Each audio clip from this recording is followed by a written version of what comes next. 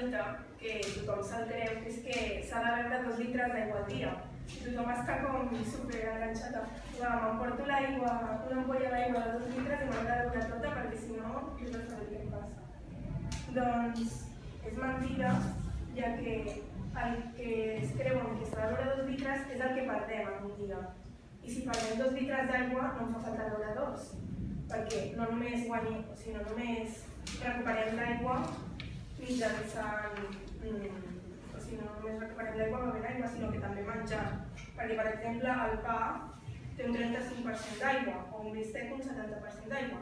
Això vol dir que no fa falta beure 2 litres, sinó que amb 1 litre o quan tinguis 7 deus ja n'hi ha prou.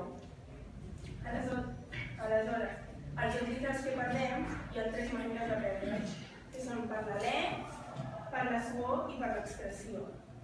O sigui que és normal que perdem 2 litres, però que no fa falta beure 2.